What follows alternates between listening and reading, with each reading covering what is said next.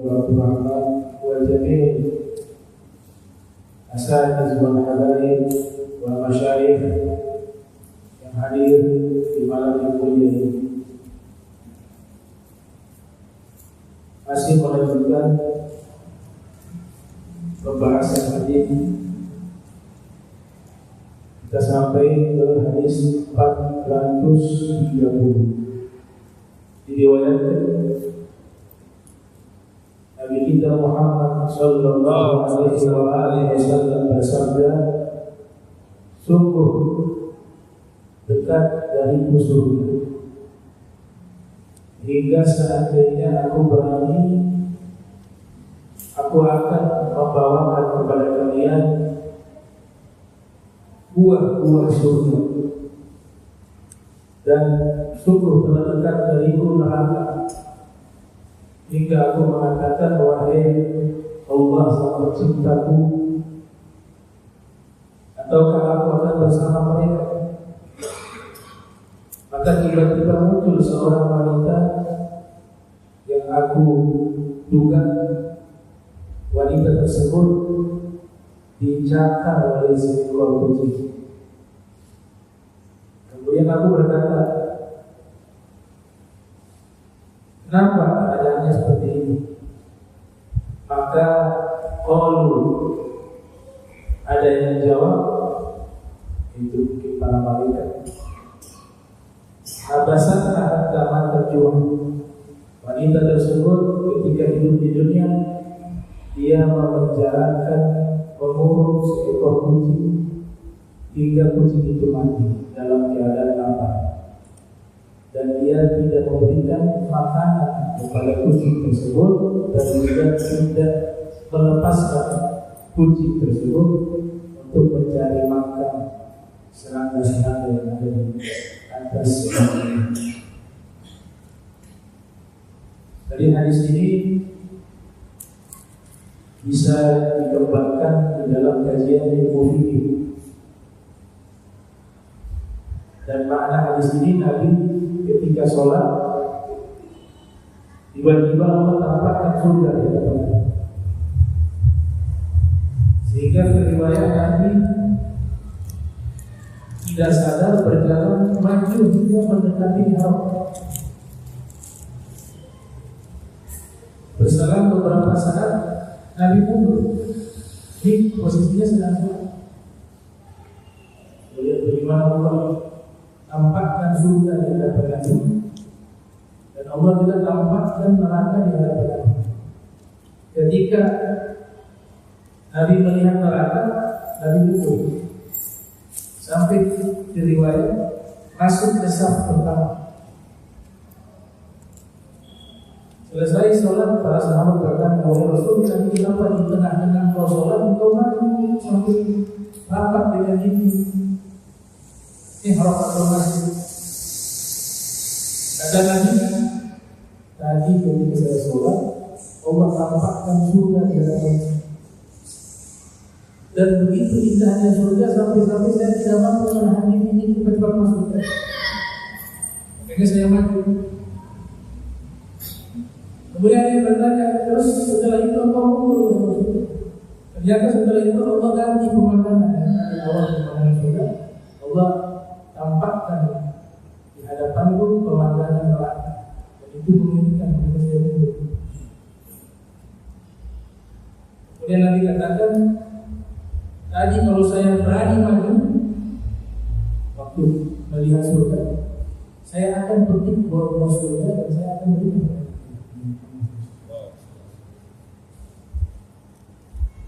Kemudian di saat Nabi melihat pemandangan neraka, tiba-tiba muncul sesosok wanita yang wajahnya itu tampak seperti dicakar oleh kucing. Bahasanya di sini tahdishuha birra, seekor kucing mencakar. Kemudian saya bertanya, kenapa keadaannya demikian? Maka ada yang menjawab, imam malaikat, mungkin malaikat-malaikat. Mereka mengatakan wanita tersebut ketika hidup di dunia, dia mengurus seekor kucing dan dia tidak berikan makan. dan tidak melepaskan. Akhirnya seekor kucing ini pun mati. Maka dia diangkat.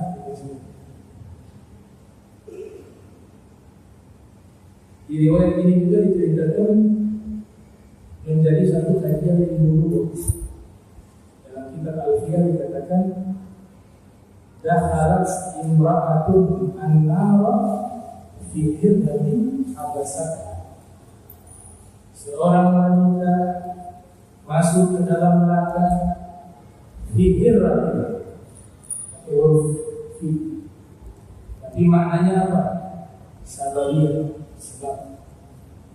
Sebab seekor kucing yang dia penjarakan sampai mati, maka dia masuk ke dalam neraka. Jadi kita menzalimi hewan itu ada konsekuensi, ada catatan dosa. Apalagi kucing yang selalu kontak dengan manusia. Sifat rahmat dalam agama kita mengajarkan rahmat bukan hanya kepada manusia. Rahmat artinya kasih sayang. Tapi juga kita diajar dalam agama kita berkasih sayang dengan hewan. Bahkan menyembelih hewan kurban saja Nabi ajarkan berbuat baik pada hewan yang mau kurban. Inna Allah kataba al-ihsan ala kulli syai'in wa idza katabtum fa'ahsinu zibhatan. Kemudian dikatakan wal yurida ahadukum syafratun wal yurid nabihatan. Allah menetapkan berbuat baik kepada segala sesuatu. Yang namanya segala sesuatu umum. Manusia masuk, bangsa jin juga masuk, hewan juga masuk, lingkungan juga masuk. Semua ini objek berbuat baik.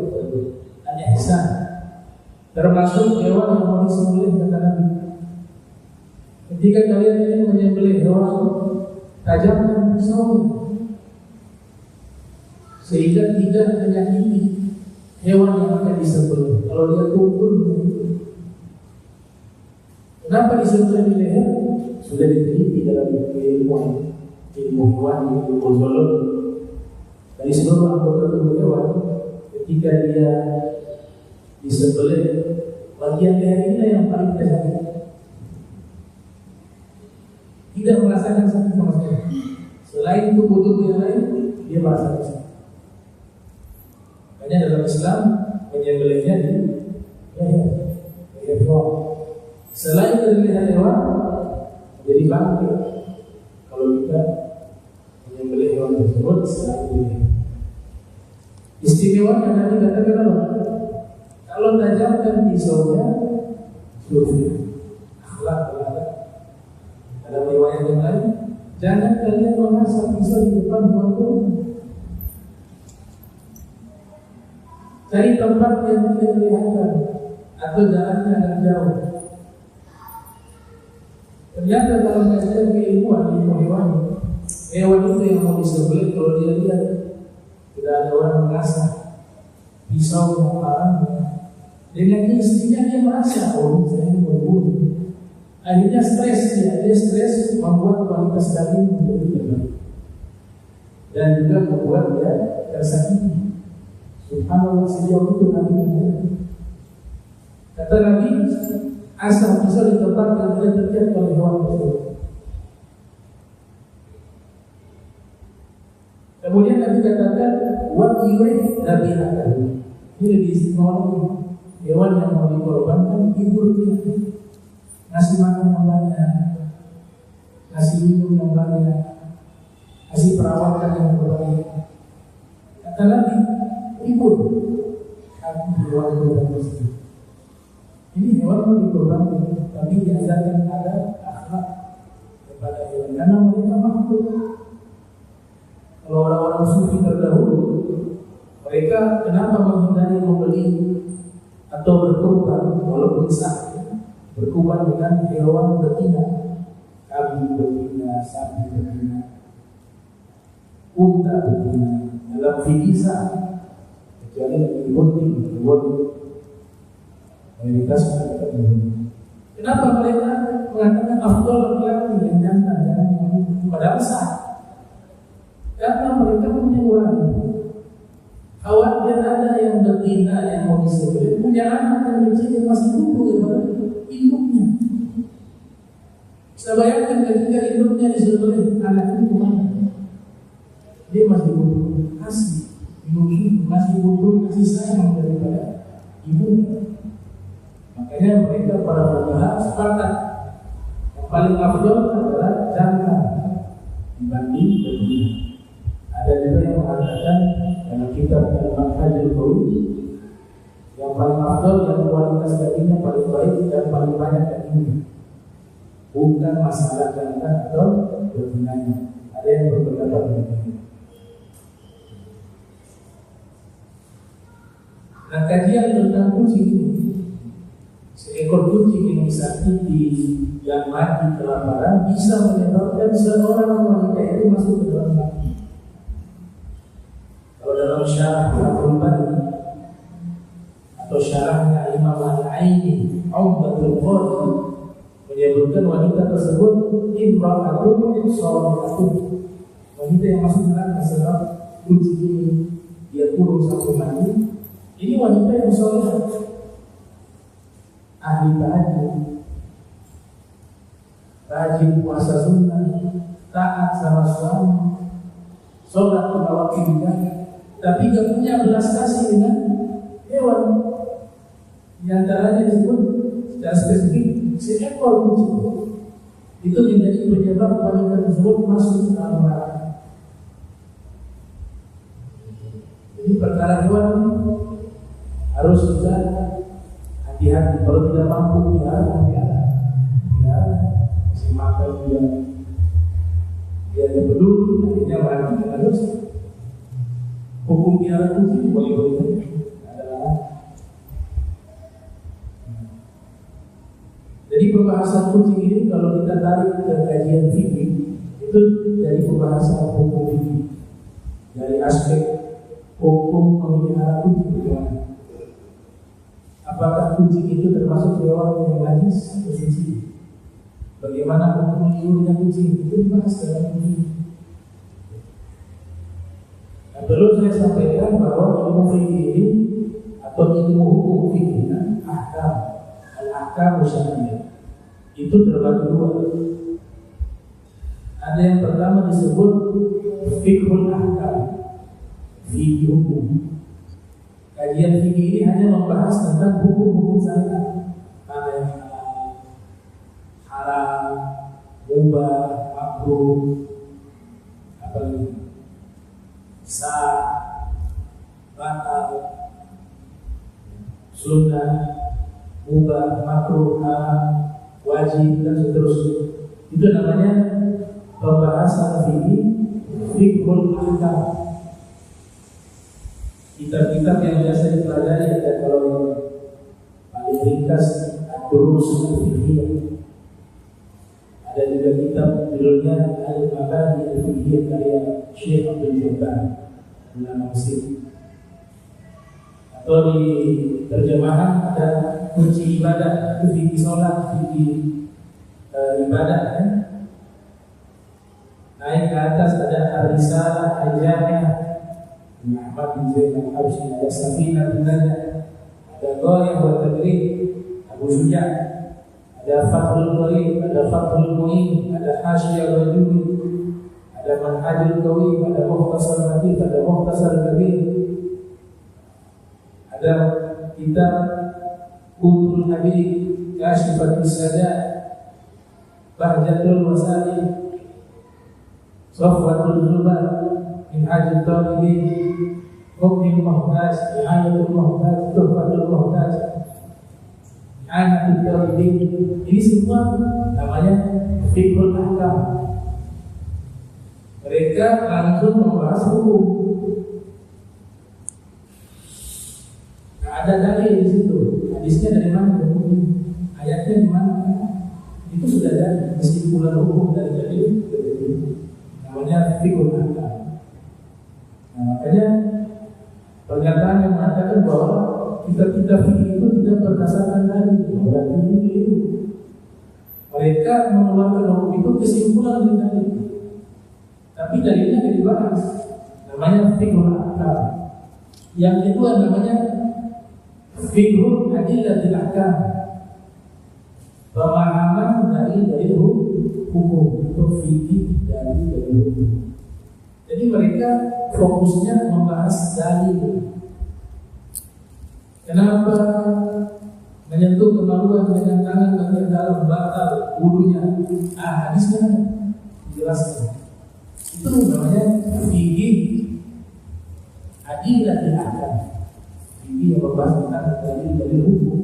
Dia kajiannya sama tapi dua pembahasan yang berbeda. Yang satu membahas proses dalam menentukan hukum, yang satunya sudah membahas hukum sebenarnya. Nah, nanti dari fiqh adillatil ahkam dibagi jadi 4. Ada namanya ahkamul Quran, hukum-hukum yang diambil dari Al-Quran. Ada ahkamul hadis atau ahkamul sunnah, hukum-hukum yang diambil dari hadis atau sunnah Nabi Muhammad sallallahu alaihi wasallam. Ada juga pembahasannya ijma' ulama dan qiyas. Ini kan disepakati 4 mazhab.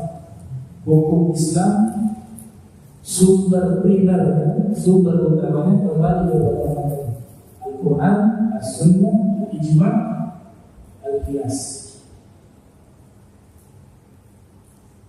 Nah, kitab yang membahas tentang fiqh adillatil ahkam ini sangat banyak. Yang terkenal kalau kita mazhab Syafi'i biasanya Bulughul Maram.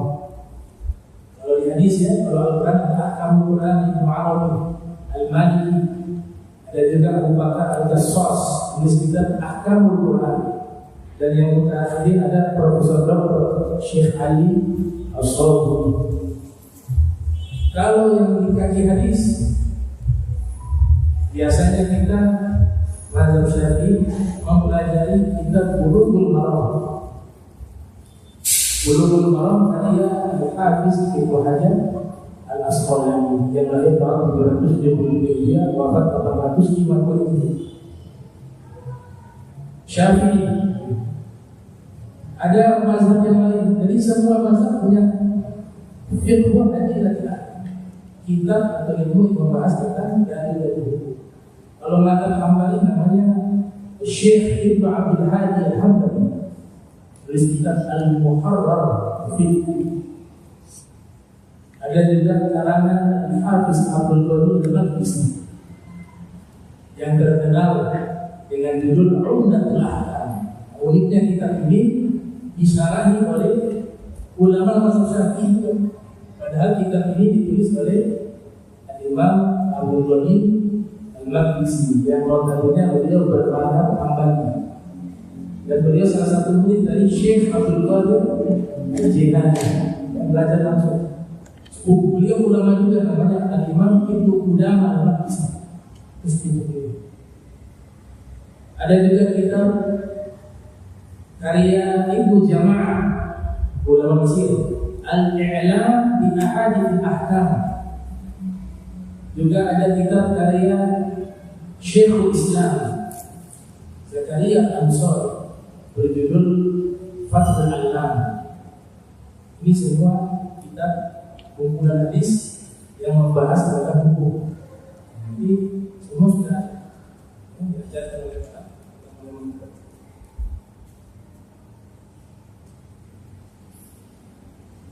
Nah, biasanya yang mazhab Syafi'i kalau Fathul Alam itu bicara 600 hadis Nabi tentang hukum, 600.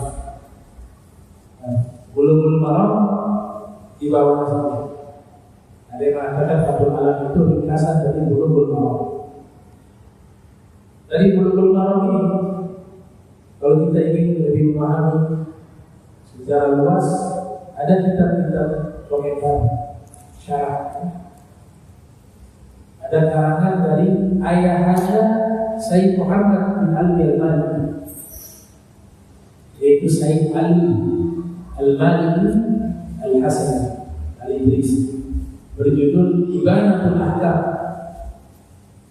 Kemudian yang terkenal Syarah Bulughul Maram karya Imam Sha'rani, judulnya Subul Salam. Ini bahas juga mazhab Syiah. Selain ahli sunnah empat mazhab, di situ dibahas tentang mazhab fikih dari Syiah. Bahkan diikuti beberapa alwal dari ulama-ulama Syiah. Namanya judulnya Subul Salam. Ada yang paling bagus tentang Syarah Bulughul Maram karya ulama asal Zaid, tapi mungkin wafat lama. Beliau bernama Sayyid Yusuf Al-Battah Al-Ahdan Al-Bakri, berjudul Ifhamul Afham. Kemudian ada ulama Qadhi di San'ah di Yaman, namanya Al-Qadhi Al-Husayn Al-Maghribi, tulis kitab Syarah Bulughul Maram berjudul Al-Badrul Tamam fi Syarh Bulughul Maram. Ulama lainnya menulis, ada yang bernama Syekh Abdullah Al-Bassam, menulis kitab judulnya Tawdihul Ahkam fi Syarh Bulughul Maram. Ada juga karangan Syekh Shalih Hasan berjudul Al-I'lam, dan juga ulama mutaakhir ahli hadis yang ada di Syam, Profesor Dr. Al-Muhafiz menulis kitab berjudul I'lamul Anam fi Syarh Bulughul Maram. Bahkan ulama India juga mensyarah kitab Bulughul Maram berjudul Ithaful Kiram fi Syarh Bulughul Maram karya Sofiur Rahman Al-Mubarakpur. Dan masih banyak ulama-ulama memberikan komentar terkait kitab Bulughul Maram. Jadi kitab Bulughul Maram ini adalah kumpulan hadis Nabi Muhammad SAW yang khusus membahas tentang masalah hukum syariat. Kaitannya dengan kucing ini dalam kajian fikih pertama yang dibahas, hewan ini suci, statusnya suci atau najis. Maka ulama mengatakan hadis-hadis terkait tentang kucing. Di antaranya mereka dapat satu riwayat, karena Nabi sallallahu alaihi wasallam yusqi ila al-hirrati al-inaha fatashrabu thumma yatawaddahu bi fadliha. Mereka dapat riwayat hadis tentang kucing, yaitu Nabi Muhammad sallallahu alaihi wasallam pernah menyondongkan wadah yang isinya air kepada seekor kucing. Jadi Nabi ada memegang satu wadah isinya air yang memang beliau bertujuan digunakan untuk berwudu. Tapi waktu itu ada kucing. Nabi berikan wadah itu mengarahkan wadah itu ke kucing itu minum. Selesai kucing itu minum, kemudian Nabi berwudu dengan air bekas minum.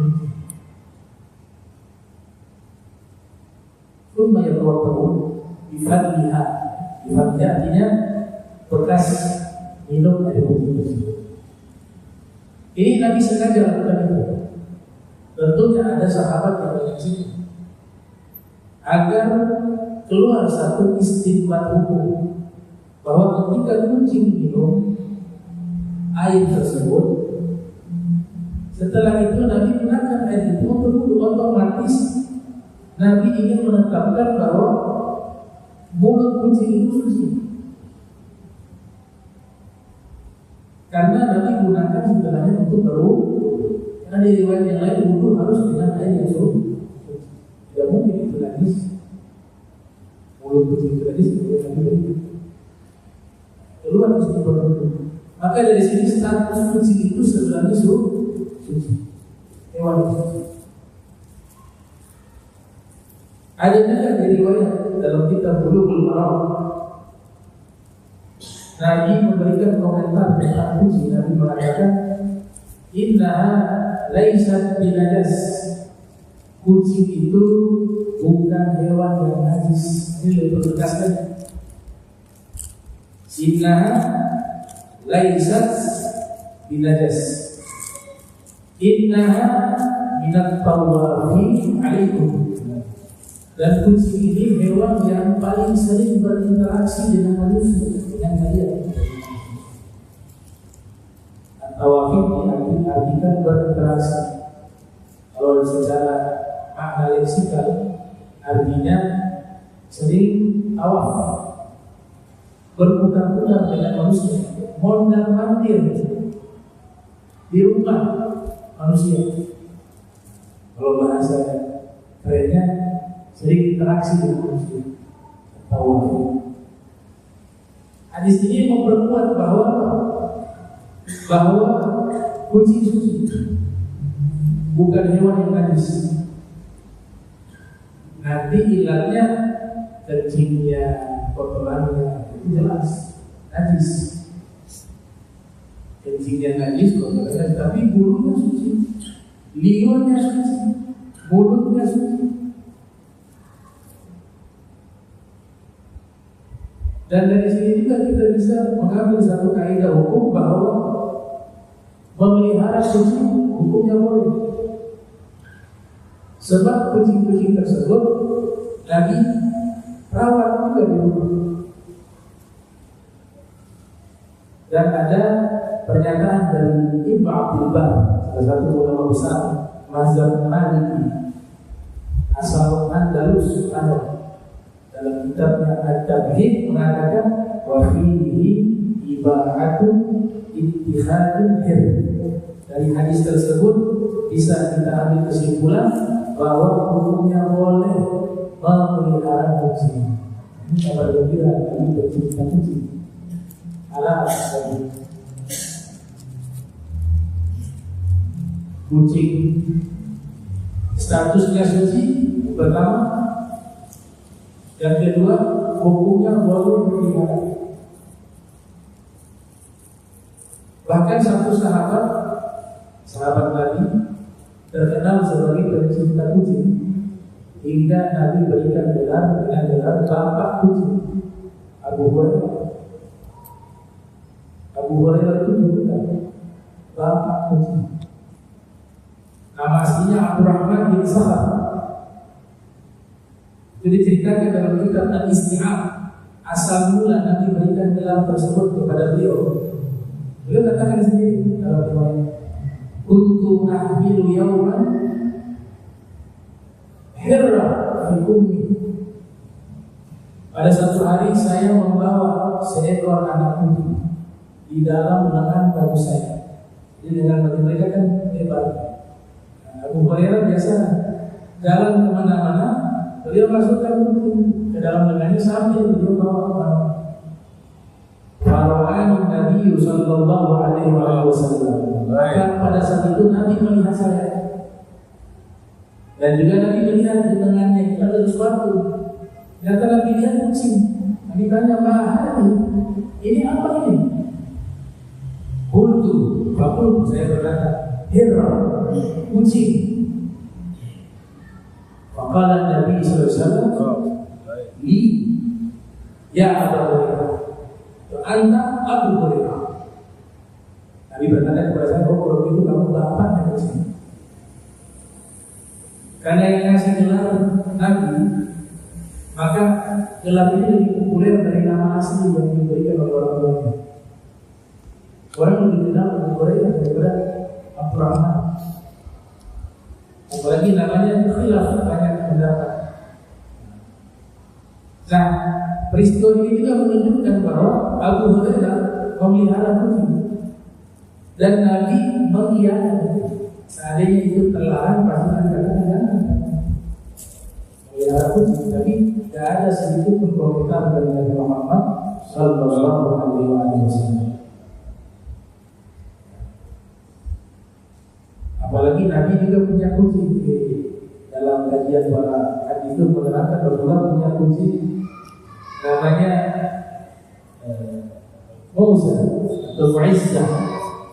Namanya Mu'izzah, kuncinya kan Mu'izzah.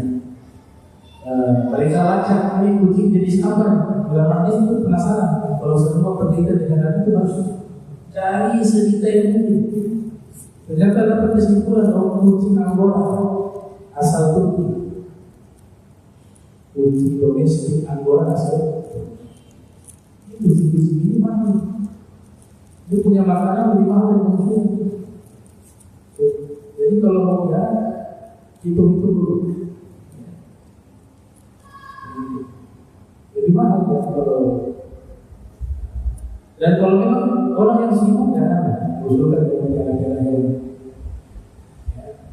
ya buruk boleh, ya kucing boleh, tapi konsekuensinya harus rawat dengan baik. Kemudian memang waktu bisa dimanage dengan baik, jangan sampai waktunya sama kucing sama buruk lebih banyak sampai pada kucing. Lebih banyak waktunya daripada kucing sama buruk daripada waktunya dengan anaknya. Lebih banyak waktunya daripada burung, kucing dan hewan peliharaan daripada membaca Al-Quran. Kalau bisa ini silakan, tapi kalau waktu habis kepada hal itu ya kita rugi. Hukumnya halal. Jadi kucing di luar dia suci. Tapi ulama berikan komentar ta'lim di situ. Selama kucing itu tidak makan sesuatu yang najis. Dia habis makan tikus, ya, atau makan ular, atau hewan-hewan. Jadi najis, mulutnya najis, itu hukumnya najis, bukan karena liurnya najis, tapi memakan berarti najis. Tadi bisa berdampak najis. Jumhur ulama sepakat, mazhab Syafi'i, mazhab Hambali, mazhab Maliki bahwa liurnya kucing suci, bulunya kucing suci, badannya kucing suci. Mazhab Hanafi mengatakan iya liurnya suci tapi makruh. Kalau ada air bersih, ambil air yang bersih, karena ambil air bekas, minum kucing. Berarti gitu. Karena agama Islam agama yang bersih, tapi statusnya suci, tapi makruh menurut mazhab Hanafi. Ini mazhab dia mengatakan nggak makruh, boleh-boleh saja. Itu hadisnya ada dari Nabi Muhammad SAW. Beda kalau yang tidak anjing. Liur anjing ini najis. Dalam hadis riwayat Imam Muslim yang lahir tahun 204 Hijriah atau 261 Hijriah,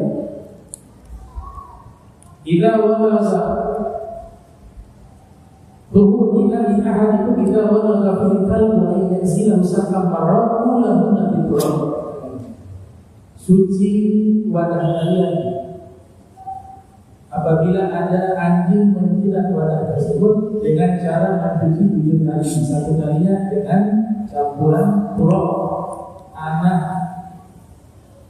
atau para fuqaha mengatakan debu yang digunakan tayamum bisa dicampur dengan air tersebut. Mazhab Syafi'i menamakan najis berat an-najasatu al-mughalladhah. Kenapa dinamakan najis berat? Karena cara menghilangkannya berat. Tidak seperti najis biasa yang cukup disiram air, hilang baunya, hilang warnanya, hilang rasanya, hilang juga najisnya. Nah, cara menghilangkan najis jangan langsung mengguyur air dengan najis. Itu akan melumpuhkan. Salah juga. Ada najis di karpet, ada najis di lantai. Caranya bagaimana? Hilangkan dulu bentuk najisnya. Sudah hilang air najisnya, baru disiram. Itu kalau najis itu tawasibah.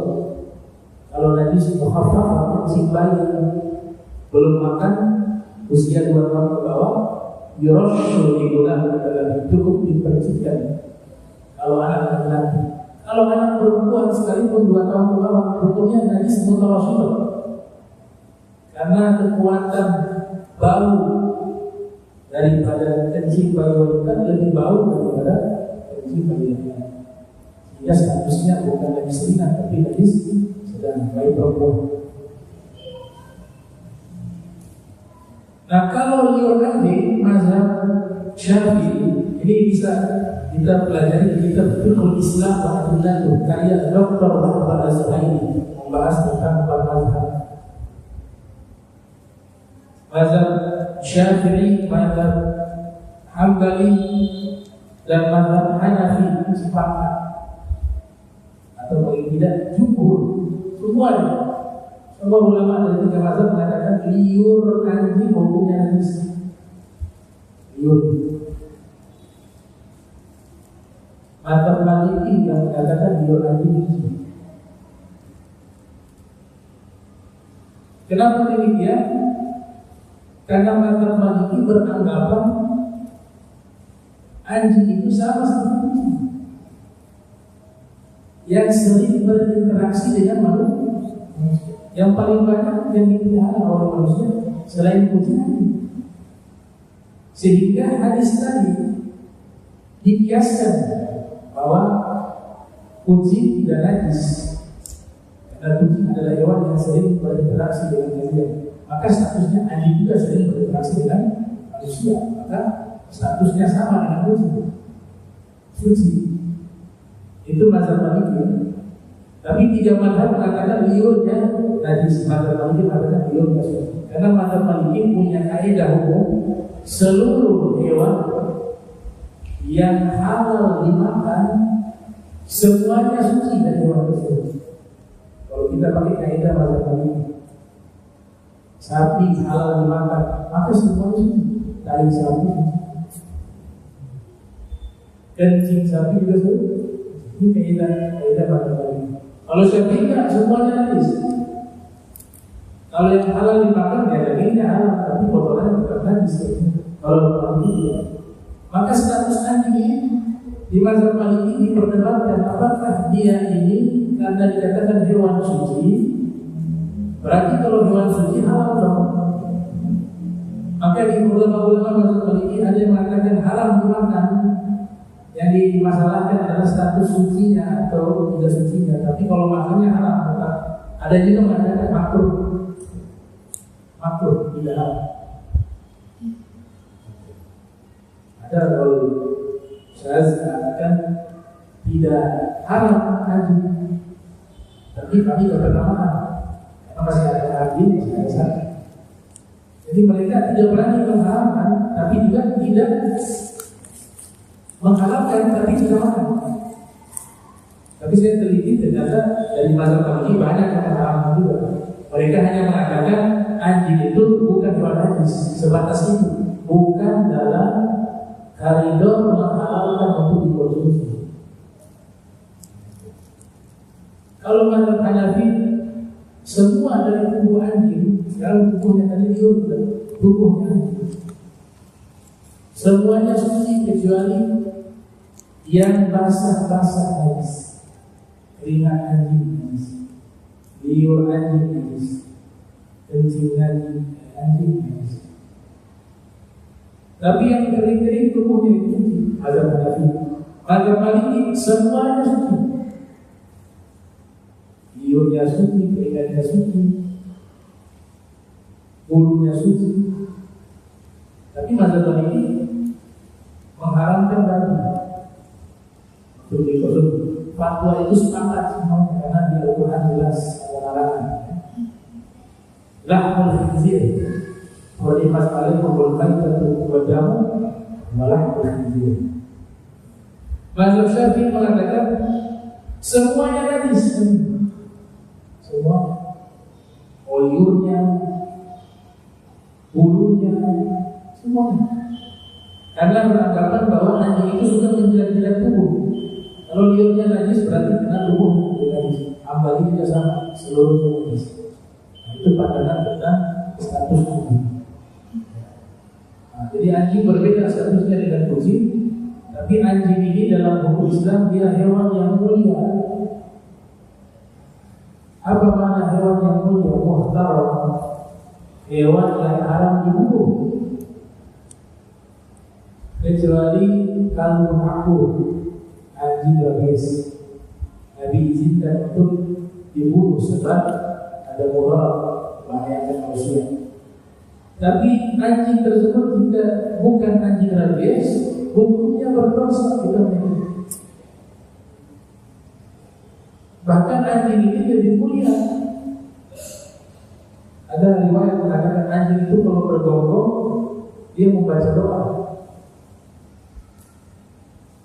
Doanya Alhamdulillahilladzi ja'alani kalban wa lam yaj'alni kalban. Segala puji bagi Allah. Allah ciptakan saya sebagai anjing, tidak menciptakan saya sebagai orang yang menggunakan orang. Itu bohong anjing. Doanya ini. Dan anjing hewan yang punya kelebihan. Banyak Syekh Al-Baghdadi menulis kitab tentang Tafdilul Islam, Tafdilul Kilab ala man labitha thiyab. Syekh Al-Baghdadi menulis kitab Tafdilul Kilab ala man labitha thiyab, yang membahas sifat-sifat mulia anjing. Di antaranya al-wafa, anjing itu setia sekali kepada tuannya. Al-wafa bahkan menjadi satu ayat khusus dalam surat Al-Kahf. Allah menceritakan menemani pemuda-pemuda yang soleh, ashabul kahf. Al-hasibta anna ashabul kahf wa raqib kanu min ayatina ajaib. Ar-raqib mayoritas ulama tafsir mengatakan seekor anjing namanya Ibir. Dalam tafsir Baydawi, wa dalam tafsir Imam Baghawi, wa dalam tafsirnya Imam Fakhrul Ar-Razi yang lahir di 444 wafat 409 Hijriah, ada riwayat mengatakan seekor anjing ini namanya Ibir. Dia menemani pemuda-pemuda yang beriman, yang soleh, yang kita kenal ashabul kahf. Bahkan Khalid bin Mi'dan, salah satu tokoh tabi'in, menyatakan bahwa di antara hewan-hewan yang masuk ke dalam surga salah satunya adalah kalbu ashabul kahf, anjingnya ashabul. Karena dia cinta kepada orang soleh, ikut dengan orang soleh, maka Allah ikut masukkan dia ke dalam surga bersama orang soleh, dan Allah sebut dirinya bersama orang soleh dalam Al-Quran. Faza kalbu bihubbi ashabul kahf, kaifa ashrabu bi ali Muhammad. Seekor anjing sukses masuk surga karena cintanya kepada ashabul kahf. Maka bagaimana mungkin aku bisa celaka jika aku mencintai keluarga Nabi Muhammad SAW. Ada syair dari Imam Zamakhsyari di tafsir Al-Kashaf. Baik. Balik ke kucing, ada ulama masuk surga sebab rahmatnya kepada seekor kucing. Aku baca di kitab Nasrul Al-Ibadah karya Syekh Nawawi Al-Baghdadi, ulama yang terkenal, Al-Imam Sufyan Ats-Tsauri yang lahir tahun 97 Hijriah, wafat 161 Hijriah. Al-Imam Sufyan Ats-Tsauri pernah keluar di malam hari, waktu itu cuaca hujan. Lewat di satu gang, ada seekor anak kucing basah. Beliau ada niat mau jalan, mau mengajar di majlis. Tapi ketika lewat di gang tersebut, kasihan tiba dia punya anak kucing di dirinya, bahkan terbaring lemah. Beliau memisah ibu dulu kaki muridnya, bila ada muridnya sampai di belakang, bilang belajar di guru dulu. Atau kalau ada guru lain, guru kan dia bisa urus dengan kucing. Beliau ambil itu anak kucing, bawa pulang ke rumah. Beliau mengangkat badannya, diberikan minuman susu. Kemudian beliau rawat hingga berhari-hari sampai kucing itu sudah fit, sudah sembuh dari sakitnya. Kemudian beliau lepas. Yang luar biasa, ini karena anak kucing, beliau tidak langsung melepaskan, tapi berusaha mencari induknya. Itu dalam ilmu hewani karya Syekh Al-Jamili, kita berjudul Hayatul Hayawan Al-Kubra, tentang ilmu hewan, mengatakan kalau ada anak kucing dalam syarahnya, jangan kita sentuh. Kita kalau sentuh, induknya itu akan menganggap itu sebagai anak, karena secara biologis dia sudah mengikuti genetiknya kita. Makanya kita dianggap sebagai orang tua yang sudah dalam rumah, yaitu masuk rumah, keluar dari rumah sekali lagi. Tapi induknya datang udah nggak boleh. Kalau tidak salah kita Al-Jahil, ya, Al-Hewan bukan dia. Hayatul Hayawan Kubra. Al-Jahil ini orang pertama yang membahas ilmu hewan. Dari bukunya orang-orang barat belajar ilmu tentang hewan. Judulnya apa? Kitabul Haywan. Diterjemahkan ke dalam berbagai bahasa, termasuk bahasa Inggris. Judulnya adalah The Animals. Subhanallah, itu kucing dia cari induknya, ketemu induknya baru dilepas. Oh, dengan cara apa? Dia pakai orang fakir. Dia mengangkat dengan lidahnya, tidak menyentuh langsung. Beliau alim. Akhirnya dapat induknya dilepas. Kalau mempegang pakai kain atau sarung tangan. Kalau enggak kasihan itu induknya enggak dianggap sebagai anak. Imam Sofyan pakai kain. Setelah itu ketemu induknya dilepas. Tidak lama waktu Imam Sofyan meninggal dunia. Jika meninggal dunia, para ulama yang tinggal sekampung dengan beliau malam itu juga bermimpi bahwa Imam Sofyan As-Sawri Allah masukkan ke dalam surga. Dan ini Imam besar. Pikiran kita masuk surga karena keilmuannya, ibadahnya, karena kesolehannya, kezuhudannya, kewarahnya. Itu juga sesuatu yang menjadi penentu. Tapi tak disangka ketika dalam ini ulama-ulama bertanya, Allah, apa yang Allah lakukan pada? Kata beliau, Allah ampuni dosa saya dan Allah akan ke surga. Karena sebab amalan saya yang saya tidak mengandalkan, amalan saya menyelamatkan anak kucing. Dengan sebab itu Allah masukkan saya ke surga. Makanya Imam Ali Zahabi mengatakan jangan menganggap remeh amal baik sekecil apapun.